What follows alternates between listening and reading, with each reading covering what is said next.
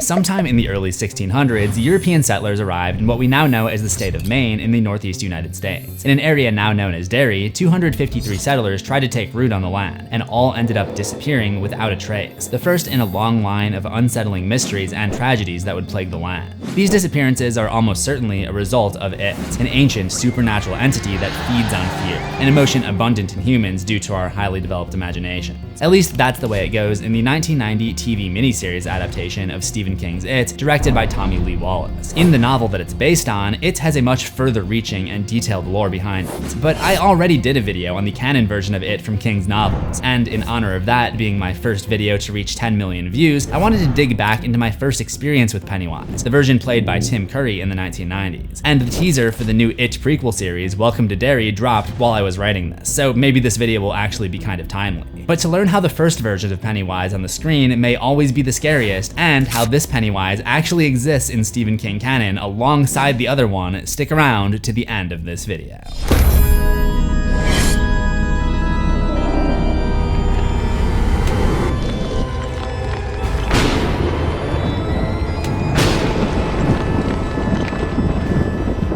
Welcome to Horror History. While there are references to specific events from the book, the miniseries adaptation always struck me as sort of a separate canon. The book deals with some very abstract concepts, from the metaphysical realm known as the macroverse to cosmic entities responsible for the creation of universes and even greater entities above that. In the book, it works, because these shapeless entities will take the form of however the reader imagines them. But with this being the first film adaptation, Tommy Lee Wallace had to either figure out a way to represent these abstract concepts or attempt to tell the story without them. And what we got was a story more grounded in reality, with some allusions to the more complex book lore without making it necessary to read the book to understand what's going on. And this may have created a new version of Pennywise that is simpler and less creative, but in turn, more believable, and tied to tangible things that a kid in the 90s or 2000s might actually encounter and find terrifying. I had my first brush with Derry's most feared clown sometime around 2008 when I discovered the miniseries uploaded on YouTube in 18 10-minute chunks, because you could only upload 10-minute videos back then. While the videos are no longer there, the channel, cz'sWorld, is miraculously still up, despite only ever uploading copyrighted content. So in this video, I'll be analyzing Pennywise using only the information included in the miniseries to see what this more down-to-earth version of the character teaches us about fear, nostalgia, and the passage of time. This time, I'll only include items from the book in my analysis if they're specifically referenced. But in order to get there, I've got to take it back to the Dancing Clown's history of mayhem in Derry, Maine. The earliest rendering of Pennywise comes on this poster, archived by Mike Hanlon's dad, which he believes to date back to the mid-1700s when Derry was a logging town. We see 5 kids around it as Pennywise juggles some bowling pins, which tells us one thing. Pennywise's form as a clown at some point was appealing to kids, which is probably the reason that the creature takes this form. Kids do tend to have the most active imaginations, which would serve as the most delicious food for it. Pennywise is next seen setting fire to a house in wagon times. It's labeled 1851, which does not fall in line with the 30-year schedule that it usually attacks on. In the book, it awakens on a 27-year interval, but in the miniseries it's 30, which I see as just part of the overall effort to make everything a little simpler and more digestible for the TV audience. 30 years just makes the math a little bit quicker and easier. The 1951 date could be when this artwork was discovered, not when it was drawn, which would mean that this incident took place in 1940. It was also probably around that time that this photo was taken, as it also contains horse-pulled wagons. It seems that there's a circus in town, but don't worry, I'll get into that photo and the all-time terrifying scene that accompanies it a bit later. The next documented incident was in 1900, where a big disaster took place at the town's water supply, the Derry Standpipe, which is most likely connected to this one. In 1900, the massacre at Drake's Creek. We don't really get any more details on this one, but it seems like there was some kind of deadly flood. In the book, there were a couple of boys who drowned inside of the standpipe, and there is a major flood in the modern era, so the Drake's Creek incident may be recycling some of those ideas. The next 30-year interval is headlined by the explosion of the old ironworks factory, which blew up during an Easter egg hunt on April 20th, 1930. In the book, this was set a bit earlier in 1906, but the details are more or less the same. But the miniseries has a second major incident that year. This newspaper read "Nightclub Burns" sometime in June of 1930. This seems to be pointing to the Black Spot nightclub fire from 1930 in the book, but it's not. The miniseries has its own black spot fire in 1960. In 1960, the big fire at the Black Spot Club. There's also mention of a church fire, though it isn't attached to any specific date, and I don't remember this being an event from the book. So why did the adaptation mix up all the dates and events when it would have been easy to use the same Derry history from the book? I think the filmmakers were trying to tell us that this story is not the same as the one that fans were familiar with from the page. The lore is simplified, giving us more bandwidth to focus on the kids of Derry and their relationship to its malevolent circus performer. One of the first to fall victim was a girl who was found on April 26, 1960, which may have been before or after the end of little Georgie Denver. Georgie's older brother, Bill, is sick in bed and makes him a toy boat, which gets sucked into a sewer grate where he first hears the voice of Pennywise. Hi, Georgie. Aren't you going to say hello?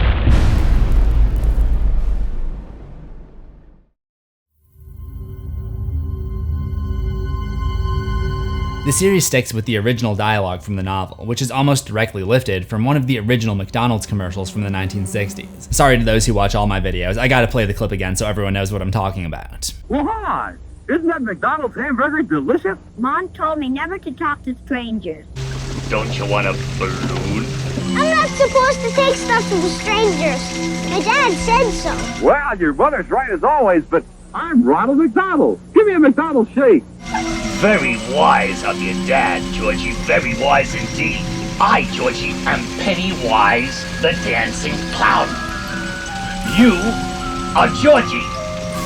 So now we know each other. The parallel is not just because people find Ronald McDonald creepy. What both magic clowns share in common is that they're designed to catch the eyes of kids, but harbor something sinister beneath the surface, whether that be an appetite for fear or an appetite for attention and profit. I feel like the miniseries actually brings more attention to this by turning one of Pennywise's multicolored balloons into one yellow one, matching the color scheme of the Golden Arches. The choice to reference a real fast food chain also fits into one of the main themes of Tim Curry's Pennywise, the decision to lean more into the real world aspect of a creepy clown rather than the cosmic alien side of him. Look how red the cracks of his eyes are here. There's just something unnerving about it, like he's a child predator hiding out in the sewers waiting for Georgie to come along. He grabs Georgie's arm, and his teeth are suddenly razor sharp, and we're left to imagine the scene where the boy is devoured. With the 1960 feeding cycle officially underway, Pennywise encounters ramp up faster than Jack Torrance's temper after a night of drinking. As Georgie's older brother Bill looks back at Georgie's photo, it winks at him, flips pages on its own, and oozes blood. I actually like how this version of Pennywise uses simple manipulations of reality, like seeping blood where it shouldn't be and animated still photos. It gives a timeless sensibility that you don't get with complex special effects and visual effects, and it fits the grounded approach, making terror out of common objects from our world. Ben Hanscom, a new kid in Derry moved from Houston, Texas, runs off into the Barrens after getting into a fight with his cousin, who they're staying with for support after Ben's dad died. So it takes the form of Ben's dad, appearing near the menacing sewer entrance. That's my home now, son! For the second time of many, its appearance is connected to the sewers. In the book and the 2017 film adaptation, it does live in the sewers, but it doesn't feel as confined. There are also truck depots, libraries, and other civic spaces where the evil entity appears. This version of Pennywise is almost always linked to Derry's pipe and sewage system, another simple idea that everyone is exposed to. It slowly transforms from Ben's father into Pennywise, offering up a balloon before disappearing and emerging as a skeletal hand reaching for Ben. Beverly Marsh taps into Pennywise's network of horror through her bathroom sink, from which she hears the voices of the captured children. The clown brought us down here. We all float. Instead of using names from the book when the kids identify themselves, they use crew reference Easter eggs. I'm Vicky Burrows. I'm Matthew O'Connor. We're all the dead kids. So again, the miniseries is doing little things to stomp out a new path. A red balloon inflates from the inside of the sink drain and explodes with red fluid. When Beverly gets her dad for help, he can't see any of the mess or hear Pennywise's voice and laughter. Saying hello to your friends, Beverly. I love the sound of Tim Curry's Pennywise laugh. I recognize it anywhere. That same night, she tried cleaning the entire mess up, but as she turned to leave, she heard his disturbing laughter again, and the bathroom was once again painted in red. The idea that adults can't see the manipulations caused by it is also in the book, but I think it fits in with the increased focus on the sewer system in the miniseries. It adds a layer of loneliness to the kids who are being haunted by Pennywise, and as a kid, one place that you're always going to be alone without an adult is in the bathroom. Eddie Kasprak would be the next to experience this loneliness. He's held back by the coach to shower after gym class, but the nozzles take on a life of their own, blasting on super high pressure and emanating Pennywise's voice from the drain. Pennywise expands the size of the drain hole and pops out, looking directly at us as he addresses Eddie. Here I am, Wheezy! After his usual spiel, telling Eddie that he'll like it down here, he transforms into the razor-fanged monster. We don't see how Eddie got away, but he does. While the scene itself isn't the scariest Pennywise scene in the miniseries, it's one of those ones that stuck with me the most as a kid. I have specific memories of going into the dark bathroom alone and keeping my eyes on the shower door as I flicked on the lights, my imagination running wild, half expecting Pennywise to be standing there when the light came on. The horrors that stick with you afterwards are by far the scariest, but there would be one in the miniseries that was an even better example. At some point, another missing girl was found. Little Velma Daniels. Velma Daniels? Her poor body was found this morning down by the canal. So again, the canal is linked to Derry's drainage system, and the name Velma Daniels is exclusive to the miniseries. She's most likely the counterpart to a boy named Jimmy Cullum in the book, pecked to death and dumped in the river by the bird form of it, which I'll get to shortly. But first, class clown Richie Tozier would have his encounter with the creature, where his imagination would be turned against him.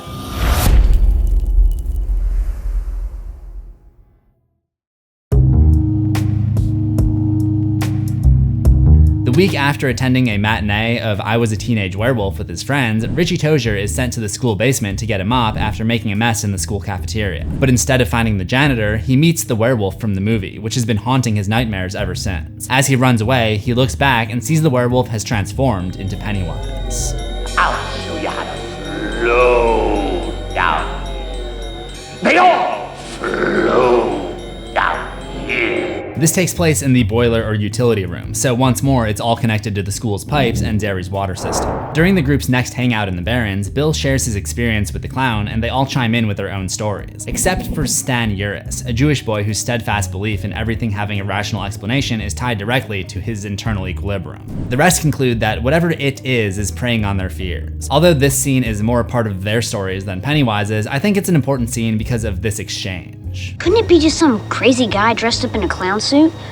No, it's some kind of monster, and it's right here in Derry. It shows that there is some doubt about if Pennywise is really a supernatural entity. It does at times operate like a crazy guy in a clown suit living in the sewers, but with the occasional distortions of reality. Both ideas are scary in their own rights. A killer clown is more of a real threat that could exist in our world, see John Wayne Gacy for proof, but the supernatural monster is something that your parents or the police can't see and in turn can't protect you from. And it's all thanks to the monster's natural instincts. The fact that it feeds on fear, which is often amplified by the victim's imagination. And there's just something that's so perfect about that, because of the fact that I and many other fans saw this as kids, when our imaginations ran out of control as kids' imaginations often do. I mentioned my apprehensiveness about the bathroom shower, but this next part must have scarred a whole generation. Mike Hanlon joins the other kids, becoming the 7th member of their group and cementing them as the Lucky 7. But as he's showing them what he knows about Pennywise via his father's historical photo album, the page comes to life, and Pennywise addresses them all directly.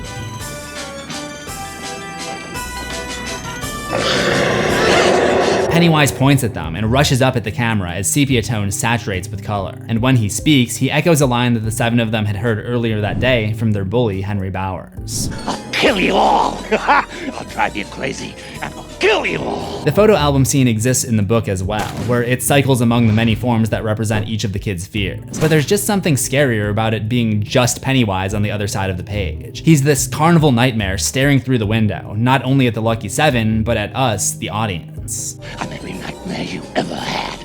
I am your worst dream come true. I'm everything you ever were afraid of. This had to be one of the earliest movies I watched, as I was first dabbling in horror when I was a kid, and this image of Pennywise staring down the lens left such an imprint on my mind. I loved the It miniseries, so I would often look up stuff about Stephen King's It online, and this image was a popular one that was used. And whenever I saw it, I would hesitate to make eye contact, or just not let it sit too long without scrolling away. Because there's something about us, the audience, seeing exactly what the character saw that made me feel like this image could come to life and come out of my screen if I stared at it too long. And that has got to be one of the best early horror experiences I could have asked for. I still find Pennywise's stare to be among the creepiest of images. I think Stan Uris felt the same way, because he's the one to reach out and slam the book shut when Pennywise's gloved hand reaches out at them. And for the first time, he finally accepts that what he saw was real. There is a power in the unity of the Lucky 7. For example, Beverly would bring them all over to see if they could see the mess in her bathroom, and they were not only able to see it, but they all cleaned it up together, and the red fluid never re-emerged again. It's part of a trend that would begin bubbling under the character. It is afraid of the power that they possess when they're unified, and so its next move is to try to pick off the most vulnerable one while he's alone. That ends up being Stan Uris, who never fully accepted that it was real until one afternoon in August 1960 while he was watching birds in the park. It calls out to him in a voice from an old house. He goes up to it, thinking that there was a rational explanation, but the door slams shut behind him, locking him in as a snarling mummy comes down the stairs at him, adorned with the orange pom-pom buttons seen on Pennywise. Eventually, he got out and fled the area with Bill. In the book, Stan's solo encounter with it occurs at the Derry Standpipe, a location which is not really in this version outside of one offhanded mention from the town's past. Although it's stated to be on Chestnut Street, the house itself seems to have some similarities to 29 Neibolt Street, another location from the book where the group commonly known as the Losers Club encounters Pennywise as kids. The miniseries doesn't feature 29 Neibolt itself, but the sewer entrance, which I personally find even creepier, serves a similar purpose.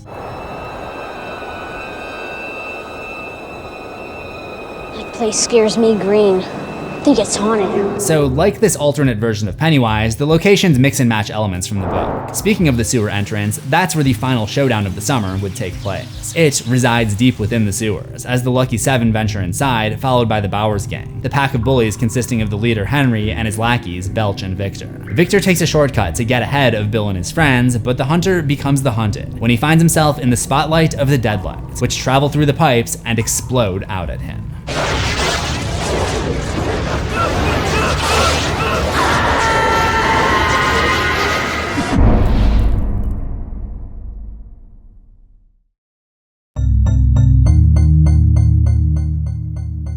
The Deadlights are the only abstract concept from the book that Tommy Lee Wallace attempted to tackle in the miniseries. In the novel, they're the true form of it, the evil one of the two cosmic entities that represent the balance between order and destruction. The Deadlights represent an entity too complex for the human minds to understand, which is why looking directly into them is so devastating. Connecting Pennywise to the Deadlights gives the audience just enough mysterious cosmic lore without being overwhelming, while fans of the book will better understand the context of their inclusion. Next, it comes for Henry and Belch, who have kidnapped Stan and are planning to gut him. It explodes out of the pipe and takes hold of Belch, pulling him into its shadowless recesses. After absorbing Belch, Henry screams, and the Deadlights reverse course and head for him. The camera goes white, and we only see the aftermath. His hair has gone white, as if he's been traumatized by what he'd seen, his mind unable to comprehend the Deadlights. In the context of the miniseries, these scenes still get the idea across that the true form of it is something so vast that those who look into the lights will lose their minds. It chases Stan back to the rest of the group, who join hands, and we see the lights as this shape, which has this organic membrane-like form. It feels very alien, but we, like the characters, don't quite have the capacity to fully see and comprehend it, so it just appears as a blown-out light before the monster takes on a more recognizable form. The chamber fills with fog as the Lucky Seven join hands in a circle. It tries to get them to break the circle by tempting them with things that they want or fear: Bill's brother, Beverly's dad, and Richie's werewolf. But Stan is trying to block everything out because his fear is simply the existence of it and the supernatural itself. However, he doesn't realize whose hand he's holding on to. There's something about the way that he lifts Stan and carries him away like a child that always creeped me out. I think it's setting off predator alarm bells, which I guess applies to a lot of Tim Curry's performance here. He's basically a man in clown makeup living in the sewers and luring in kids, but it does remind them of its greater purpose as an eater of worlds. However, its desire to feed on their fear and belief in it works both ways. Eddie is able to damage it by believing his inhaler is battery acid, literally melting away at its flesh, and Beverly shoots it with silver pellets, which she believes will work because she saw it in the werewolf movie. Deadlight leaks from the puncture wound, and Pennywise is forced to retreat, doing a double somersault into the storm drain. But Bill, not wanting any other kids to suffer the fate that his little brother did, grabs onto the Eternal Entity's hand, and we briefly see the claws of a monster under its clean white gloves, which break out into full-on arachnid appendages, horrifying the group and allowing it to retreat deeper into the sewers, with a scream and what sounds like chomping. Maybe it's feeding on one of the victims floating in reserve to restore energy before what will inevitably be the next hibernation period. The common criticism that seems to plague every version of it is that it peaks too early, and the second half, where it re-emerges when the characters are adults, is never as scary as the child portions. And while I mostly agree with that sentiment, that doesn't mean that there aren't also some incredible and important moments to analyze in part 2. There aren't really any developments with it during the 30-year time skip to the monster's next awakening, but the miniseries mentions an interesting tidbit from 1980. Mike Hanlon, the only one who stayed in Derry to man the lighthouse, actually went back into the sewers alone to search for the silver slugs. He discovered one caught in the drain trap and searched a long time for the other. The other one, the one that hit Pennywise, was large and a crack in the wall. I figured we might need that kind of help again one day. Given how scary it was for the 7 of them to venture down there, I can't imagine how scary it must have been to go alone. But like Mike said, he was pretty sure it was asleep. As far as I remember, this scene is not in the book, and the idea of it is pretty chilling. The reason I bring it up in my analysis of Pennywise, though, is that Mike's hair went gray overnight after that, meaning that the trip back under the surface was really stressful, or it's had some kind of built-in self-defense mechanism, accelerating the aging of anyone who might go down there to try to attack it in its sleep. Which was always an unanswered question in the book. Why didn't anyone ever try to kill it during the gap period? I think it's a cool theory. The story, according to the 30-year cycle, picks back up in 1990, and according to this calendar, it's May 1990. The cycle is well underway, and according to Mike, Pennywise has already claimed at least 5 kids, including a 5-year-old in a toy car and a 7-year-old. This does not include a number of disappearances that may or may not have been connected to it, but most likely are. May 28th would mark a 6th confirmed victim. Lori Ann Winterbarger is riding her 3-wheel tricycle before a big storm when she hears Pennywise's laughter from behind the sheets blowing on the clothesline. At first, it seems friendly, but she realizes the expression on its face is sinister just before it transforms into a monster and attacks her. The last thing that she hears is a beastly roar. Curiously, Lori Ann shares a name with one of Pennywise's meals from the book, the only such case, perhaps because of the weight of what she represents, a confirmed return of the scourge of Derry's past. Like many of the others, there's not much left at the crime scene, but Pennywise does leave behind a hair-raising calling card, a picture of Georgie Denbrough. This was almost certainly a clue that Mike was meant to discover and raise panic and fear, which, as we know, the entity feeds on. It probably didn't know that the 7 kids who had defeated it made a promise to return to Derry if it should reawaken, and that's exactly what happened. But not before terrorizing Mike at the library where he works with muddy footprints, a phantom balloon, and his bellowing laughter echoing through the storied bookshelves. One by one, each of the now adult losers would return to Derry, and each had a red-nosed welcoming committee of one waiting to say hello.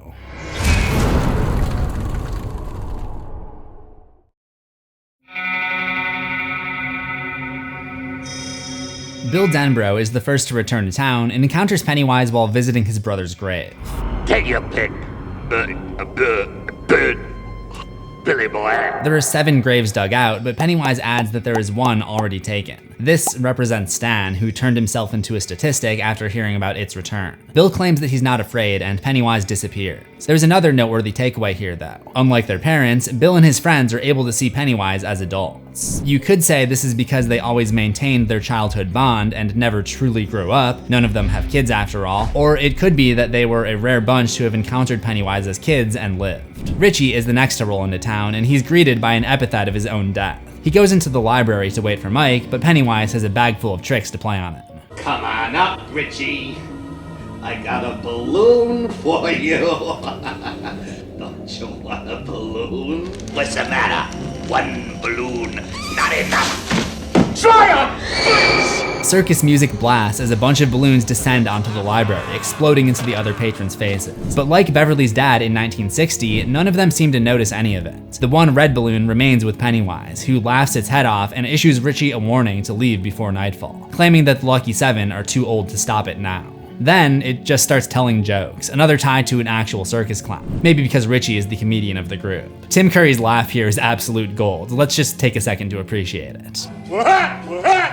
The interruptions and noise-making force Richie to have to yell over the disturbance, making him look insane to everyone else in the library. Meanwhile, Mike and Bill are indulging in their nostalgia by fixing up Bill's old bike. They're going to add a playing card to the spokes, and Bill drops the deck. They find the backs of the cards transformed into images of Pennywise, and 2 aces of spades are facing up. This was also a scene in the book, minus the Pennywise card backs. Mike and Bill comment on the near impossible likelihood of 2 of the same card existing in a brand new deck and both landing face up. And they realize that the cards don't even match. One of them was a blue back, the other was a red back. I always took this to be a sign that there was a good force guiding them as a counterpart to Pennywise's evil. But for simplicity's sake, this good force, known in the book as the turtle, is not really in the miniseries. So the scene is just changed so that all of the cards have this Pennywise backing. However, there is one allusion to the turtle, maybe as an Easter egg for fans of the book.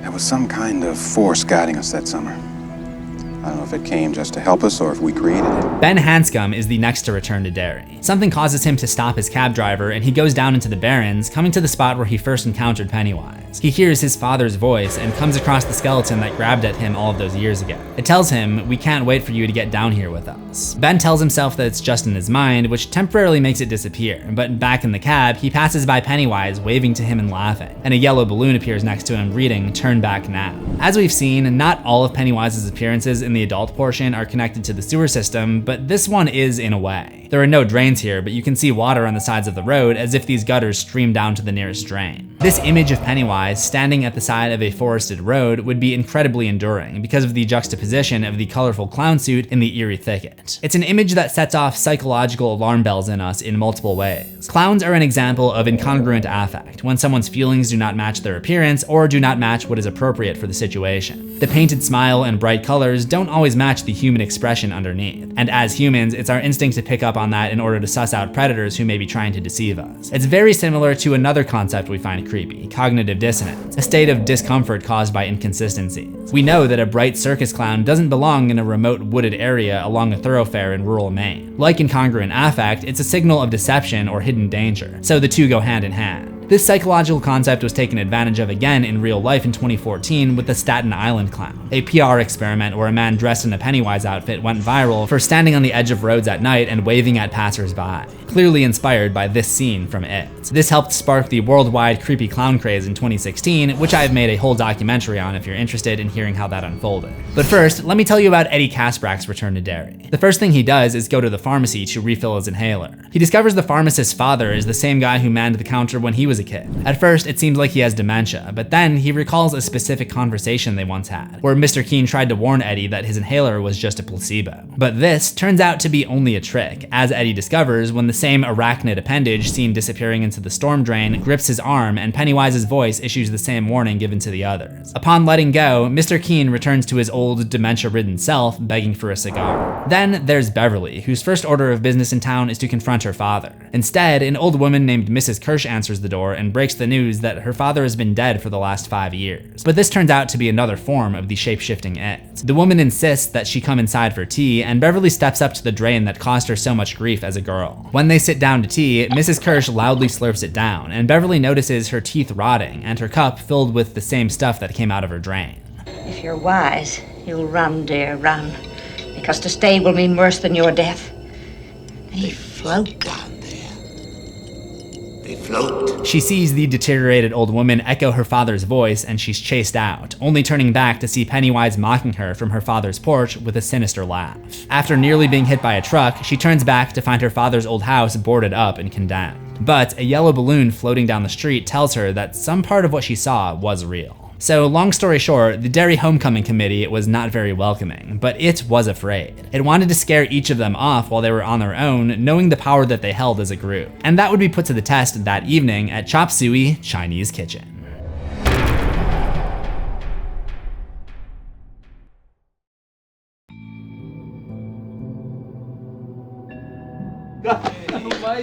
Oh, God. Mike, is that you? What do you mean, Mike, is that you? He's the only black guy in the group. During the Lucky Seven's reunion dinner, they described the brain fog that occurred upon returning to Derry, and through their time together, the memories slowly come back. I think I remember who Pennywise was now. Big white guy, red nose, about 75 feet tall, mouth full of razor-sharp teeth. The 75 feet tall comment is interesting. It could be that Pennywise felt 75 feet tall because Eddie was so small at the time, or he could be referencing a scene that we never saw. In the book, there's a scene where a huge Paul Bunyan statue in city center comes to life and tries to kill Richie, but even that was only 20 feet tall. After the meal, it messes with their fortune cookies, transforming each person's cookie to contain something that person fears or struggles with. Some of their fortunes in the miniseries match what they got in the book. Beverly's reminds her of the bathroom sink, Richie gets an eyeball because he was always bullied for needing glasses, and Eddie gets a cockroach, which is close enough to the cricket that he gets in the book, reminding him of the crickets that he can't seem to get rid of in his basement. Ben's contains this little creature with sharp claws. I don't really know what this is. In the book, he gets teeth, which I guess are a reference to his tendency to overeat as a child. Mike, whose fortune we don't see in the book, gets a baby bird fetus, which has to be a reference to the bird form of it that attacks him in the novel after watching the movie Showdown with his father. Since we don't see that scene in the miniseries either, I guess it's up to you to decide if this was something that happened off screen or if this was just an Easter egg. Or I guess a bird egg. Bill's fortune cookie contains an arachnid creature, and we see a spider leg poke out. This is somewhat in line with the mutant fly that he gets in the book because he was in the process of writing a novel similar to The Fly, but this one is obviously more of a reference to its arachnid final form in the miniseries, which we'll get back to shortly. The tricks and attempts to scare them away continue as they move the meeting to the Derry library, where they encounter a rush of balloons and insults hurled from Stan's dismembered head, and they have to join hands in a circle like they did as kids to stop the chaos that it had unleashed. This time, the Lucky Seven were not the only ones Pennywise had made contact with, however. Henry Bowers is serving a lifetime sentence in Juniper Hills Psychiatric Facility after taking the fall for all of the kids that were killed in 1960, and Pennywise appears to him via an image on the moon, giving Henry a chance to redeem himself by finishing the job, returning to Derry and killing the losers. Aided by a zombie-like version of Belch and a cynocephalic form with the head of a Doberman, the antagonistic entity frees Bowers from the asylum. And if you're wondering what the deal is with the goofy-looking dog head form, this is another example of it feeding on fear. The book provides some helpful context. The Doberman was the only animal on God's green earth of which the asylum guard was frightened of. It also gains another advantage when Bill's concerned wife, Audra, comes to town. She asks a gas station attendant for directions, but just before driving off, she's offered a balloon, and suddenly sees Pennywise staring into her soul with yellow eyes. Just like Eddie's shower scene and the iconic photo album scene, it's shot with Tim Curry staring directly down the barrel at us, a uniquely cinematic way to connect the audience to the fear that Pennywise is dishing out. He repeats the line, "Don't you want it? Don't you want it?" over and over, and his eyes glow with the deadlights, and Audra is abducted. Meanwhile, at the Derry Inn, the group takes a short break from Mike filling them in on his plan. It's during this time that Mike is attacked by Henry Bowers, and it takes the form of Beverly to try to seduce and trick Ben, taking advantage of his long-standing crush on her. Kiss me, fat boy!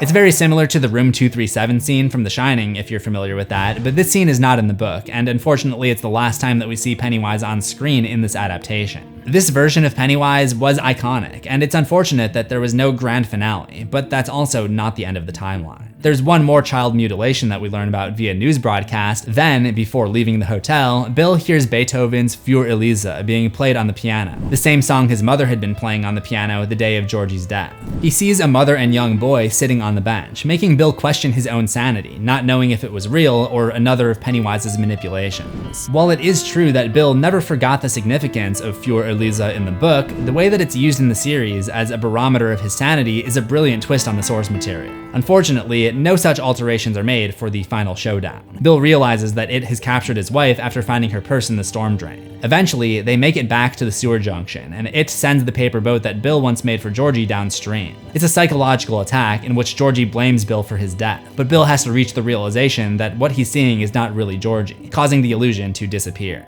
Pennywise's voice thunders over them, giving them all one last chance to leave with their lives. Silly boy, you still think you can see me? You'll never see me.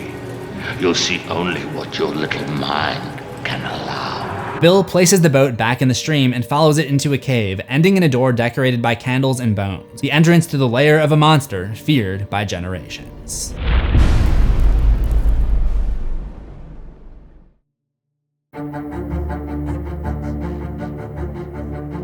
When Bill, Ben, Beverly, Eddie, and Richie enter its lair, they find Audra cased in the web, and that's when they encounter its arachnid form. Now, throughout this video, I've talked about some of these cinematic moments that make this version of it stand out from how the evil lurking beneath Derry is depicted in the book. But this is one moment where the book has a clear advantage in that it can provide vague details and let the reader's imagination fill things in. So while we see a spider creature as the best that the character's human brains can do to interpret the incomprehensible true form, the book gave us a more intimidating description shrouded in mystery. Ben heard its eager mewling, looked into its timeless evil red eyes, and for an instant did see the shape behind the shape. Saw lights, saw an endless crawling hairy thing which was made of light and nothing else. Orange lights, dead lights that mocked life. Everyone is going to interpret what that looks like differently, and the book is also aided by 1,000 pages of building dread. Another difference is that Bill first battles the Deadlights in a metaphysical realm called the Macroverse, as opposed to the physical confrontation necessitated by the limitations of this production. The fight doesn't go as smoothly as it did when they were kids. Beverly's shots do no good, and Ben, Bill, and Richie are transfixed by the sight of the Deadlights. Eddie's heroic moment doesn't live up to the one that he had in his youth either. I believe in Santa Claus. I believe in the Easter Bunny. I believe in the Tooth Fairy. But I don't believe in you? What are you, f***ing for? Eddie tries spraying his battery acid again, but this just enrages it, and it lifts Eddie with its pedipalps and crushes him. Meanwhile, Beverly finds one of the silver slugs and fires one more shot into the glowing abdomen, which is emitting the deadlights, causing sparks to fly. Between this, the spider itself, and the matte painting, they really saved all of the worst effects for the finale, which is really a shame. This causes the monstrous creature to recoil in pain and drop Eddie, and unfortunately for him, there's nothing they can do to save him. But unlike 30 years ago, they aren't going to let it get away. They basically just push the spider over and start beating it up, and then Bill punches through the abdomen and pulls out its beating heart, crushing it in his hands and finally avenging his little brother. After it is killed, the victims floating in its web start to come down, and over the coming days, the memories of what happened in Derry fade from those who survived its onslaught. It's the same thing that happened when they left Derry all of those years ago to begin their adulthood. And there's something that I now find so satisfying about that story element. Throughout this entire video, I've been chiming in with my own experiences watching it as a kid, how I felt the same fear of being watched as Pennywise stared through the pages of the photo album, or how my imagination ran wild with scenarios of Pennywise emerging through the drains just like the characters had to deal with. And now, my job as a horror YouTuber has called me back to Derry, and I'm revisiting the series, and those memories and feelings have come flooding back. It's actually insane how the full cut of this is 3 hours, and I have so much of it memorized. But these memories were only uncovered by revisiting it. Time does go by. I've always been a fan of stories with a past and future narrative structure. There's something so satisfying to me about immersing myself in a world and learning to love it, and then seeing how it's changed by time. And these stories always seem to become timeless themselves. Seeing these characters change just feels so much more real when I myself have gone out and had experiences and changed, only to come back and revisit the past through these stories. Sure, there are things I can be more critical of now that the rose-colored tint of youth has faded from my adult eyes. But if there's one thing that's relevant within the stories and in my own experiences, it's that memories and nostalgia are a powerful drug. Memory. It's a funny thing. People want to believe they are what they choose to remember. The good stuff, the moments, the places, the people we all hold on to. Mike Hanlon helps bridge the gap between childhood and adulthood in It. Ocarina of Time is another story whose narrative literally travels back and forth from childhood to adulthood. And the Mike Hanlon of that story is a character named Sheik, who I think puts it best when describing the relationship between memory and time. The flow of time is always cruel. Its speed seems different for each person, but no one can change it. A thing that doesn't change with time is a memory of younger days. As eloquent as that is to end on, we're not done. You may recall that when I talked about the canon version of Pennywise from the book, I gave plenty of evidence for how Pennywise lives, and discussed how that might be the case. And while none of that is present in the miniseries, it does end with the sound of Pennywise's iconic laugh and circus music plays over the credits. Interpret that as you wish. The It miniseries may not feel as relevant as it once was, with a generation that may now look to Andy Muschietti's It Chapter 1 and 2 as a source of nostalgia, but what if I told you that the miniseries actually has a place in Stephen King canon? In 2014, King would release a detective novel called Mr. Mercedes, in which a retired detective named Bill Hodges takes on a case of mass vehicular assault. During one chapter, where Hodges and his partner investigate the Mercedes, they discover a clown mask left behind by the killer, to which Hodges' partner says, "Creepy as hell. You ever see that TV movie about the clown in the sewer?" Hodges shook his head. Later, only weeks before his retirement, he bought a DVD copy of the film, and Pete was right. The mask was very close to the face of Pennywise, the clown in the movie. So by some strange chance, Tim Curry's iteration of Pennywise really does exist in the Stephen King universe. The same universe where the real Pennywise exists. How this TV movie came to be is unknown. Maybe Bill Denbrough, the author of the group, wrote a book about his experiences in Derry, and that was adapted into a movie. In any event, that is the history of the TV miniseries version of Pennywise. Thank you for that illuminating, if somewhat morbid, history. If you want to see the history of the real Pennywise, check out that video on the left. And to stay up to date on my analyses of all things It as we move into the Welcome to Derry era, make sure you subscribe to CZsWorld for new horrors every week, ring the death bell and select all notifications, and I will see you in the next one. Assuming we both survive.